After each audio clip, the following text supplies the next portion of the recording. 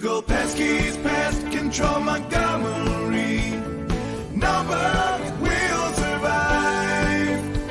Call 334-595-9055. Hey, and thanks for listening to the Peskies Pest Control Podcast. I am Michael Wienecke, owner and operator of Peskies Pest Control, and I have Travis McGowin.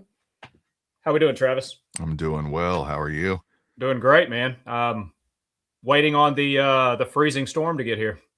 You know, all the projections early on were completely devastating, and now it's like, North Alabama, sorry, but everybody else, you're going to get wet. It's going to be rainy, so we'll see what happens this weekend. Well, and then they're talking about next week could be even worse, so we'll see. Yeah, good Alabama times. weather. Well, today we want to talk about something that hasn't come up very often, and that's reinfestation of bed bugs. So we had a customer after about 8 months of doing a heat treatment, reinfested her home. Right, exactly. So initially the customer believed that they brought bed bugs into their home by purchasing a quilt from a thrift store, I believe is what it was. I think her daughter had gifted her a really nice handmade quilt that somebody had, donated, and she got it home, took it out of whatever packaging was there and just immediately laid it across the bed. And that's the only thing that she can think of that was the reason why she was dealing with bed bugs in the first place. So of course we came in, we did an inspection. She had a fairly significant infestation at that time. It's a 2-story house. The lady lives by herself, so the upstairs really not even utilized. So we treated the first floor, and for all intents and purposes, everything was really good after treatment up until now. So let's talk about the initial. So you said she thought she bought a quilt, brought it in, and it had one bed bug on it. How bad was the infestation when you inspected the first time? So I can't confirm or deny how many bed bugs were possibly on that quilt when it was brought in. However, I can say that when we did the inspection, it was fairly significant, with bed bugs and cracks and crevices on the headboard and the frame of the bed, as well as on the box springs and the mattress. So, it's possible that she may have had them and not known it prior to the actual quilt itself being brought in. But it's hard to tell, especially if you haven't paid attention to it or hadn't noticed it until it was too late. Well, I mean, they're designed to hide in the tightest crack and crevice. I mean, you've seen them, at the gas station between the little pump, the pump joints before. I have seen them at a gas station inside of the little booth where the cashier sits, and rings people up for gas and for convenience store goods there, inside a crack or crevice where a lady that worked there had brought them in her purse and set her purse on the counter, and someone had complained about getting bitten by a bed bug there at the gas station, and lo and behold, there was one bed bug in a very little crevice in the countertop. So they do get around. Well, and that's what I kind of wanted to talk about, how hard they are to detect. I mean, 1 or 2 bed bugs within not knowing that, and then a month goes by, and then you're starting to multiply, get bit, all that. I mean, it can turn into a pretty quick, or I would say a slow infestation, but you're just not realizing it while it's happening. Right. And so, bed bugs can range in size from the eggs, which are really, really tiny, and then the multiple, nymphal stages where they grow and then they shed their skin or molt and then they grow again, all the way up into the adult stage. I mean, so they can be a varying range of sizes. I would say anywhere from the size of a mustard seed all the way up to even maybe close to the size of, just to give people an idea, a watermelon seed. I mean, some of these female bed bugs, especially after feeding and being engorged, can be rather large. So you could see where transferring these bed bugs, from one place to the next, if you came in somewhere and sat down at a restaurant where potentially someone had sat with them in their purse or on their clothing and they fell off in the restaurant booth, and then you came in next and sat down.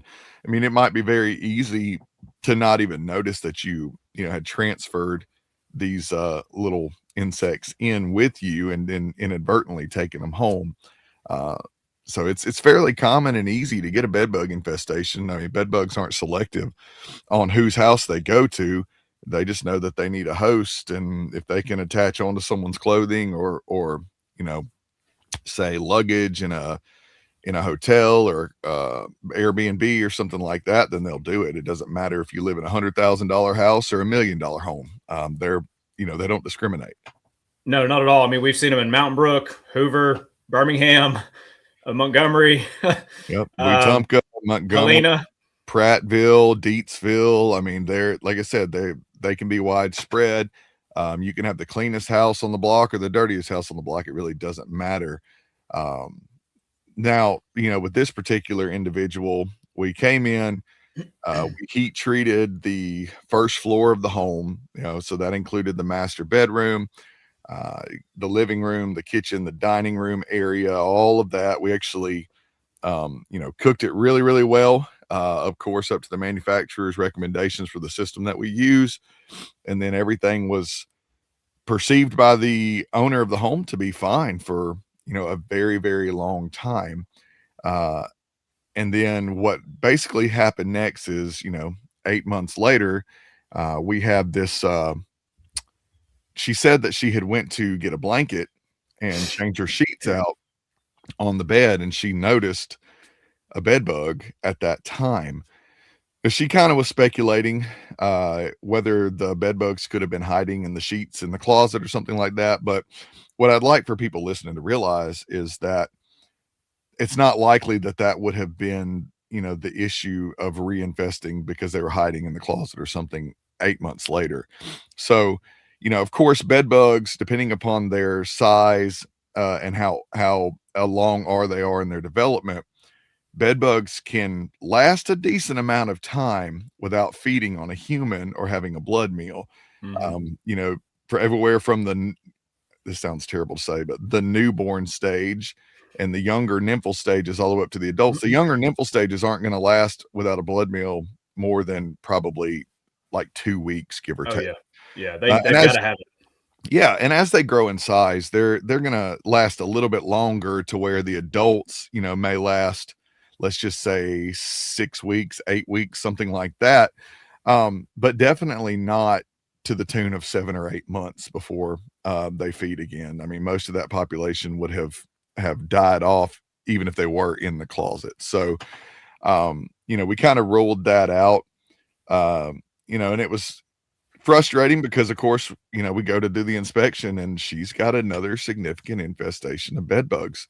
So, it does lead us to believe that it was more of an issue of reinfestation where, I mean, maybe they were in her chair at work or maybe, in the car. But, it's anybody's guess as to where they came back from.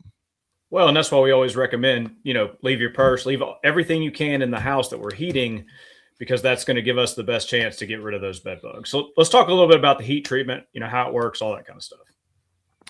Yeah. So we use a propane fired heater, and that heater goes, outside of the house.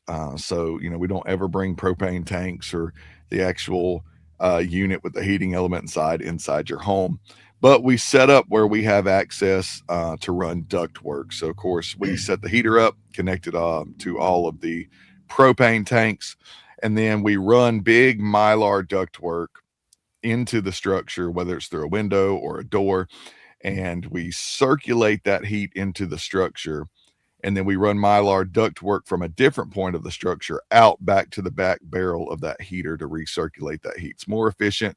It maintains heat at a better rate. We use less propane, and we heat faster that way. But basically, we run that heat in through the Mylar ductworks, and then we bring in large fans inside of each room that we're treating, and we circulate that heat. And think of it like essentially creating an oven inside your home. Convection oven. Right. Okay. So let's just say it's the holidays, it's Thanksgiving, and you go to put a turkey in the oven. That heat is going to be circulating around and moving around inside that oven, and cooking that turkey or whatever it is you're cooking, and it's going to slowly absorb into the food that you're cooking, and increase the temperature of that to whatever the set temperature or your desired temperature is to cook at. And it's very similar. That heat is going to be absorbed by anything inside the room. The contents, that could be couches, chairs, the walls, the ceiling, the floor, anything in between. And after those items reach the appropriate temperature, that's when, of course, we start our timer, and then we cook based upon what our equipment manufacturer's recommendations are. Afterwards, by the time we pull out all of our equipment and leave, the bed bug infestation is gone. Yep. And it takes a whole day. I mean, we're there for almost a whole 8 hours.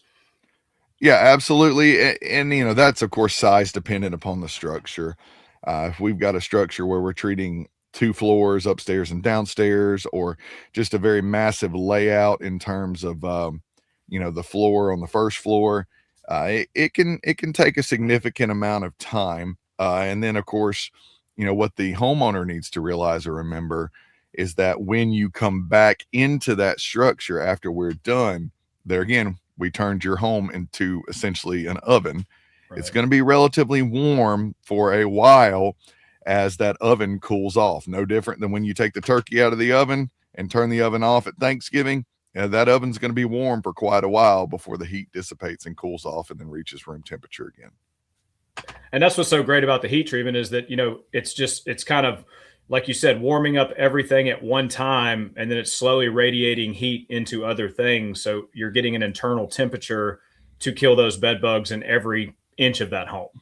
Well, and bed bugs are very good at hiding. I mean, they didn't, stick around for this many years because they were bad at hiding.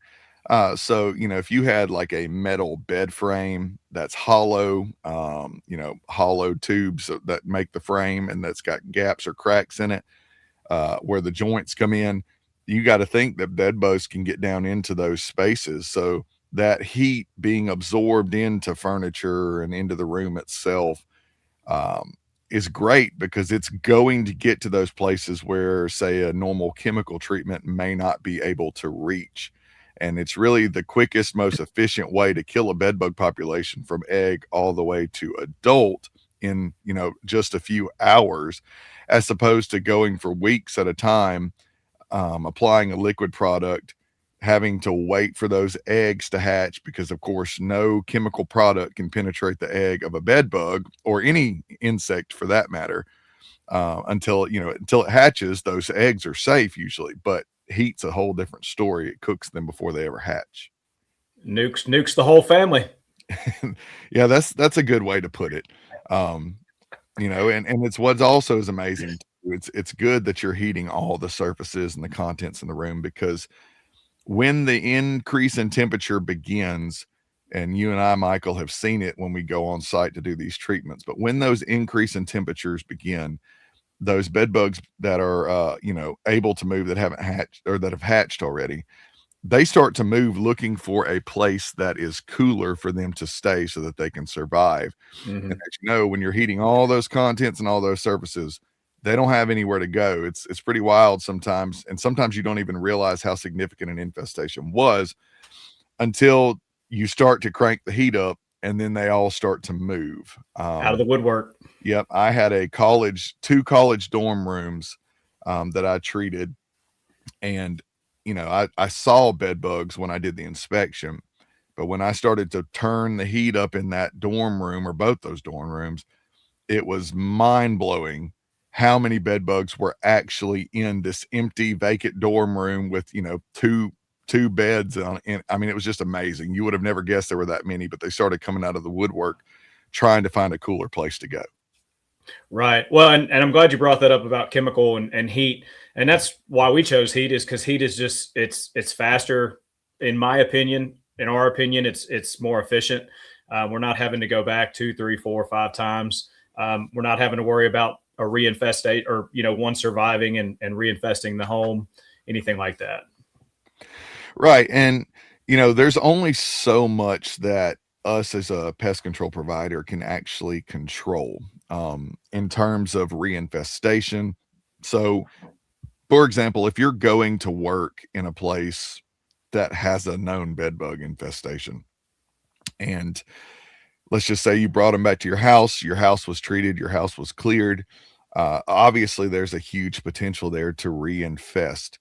And so, if you find yourself in that situation where it's like, okay, I can't live peacefully in my own home, in my own space with bed bugs, but I still have to work in a place where there's a high potential to bring them home, then there's really some precautionary things that you probably need to be doing when you come home from work.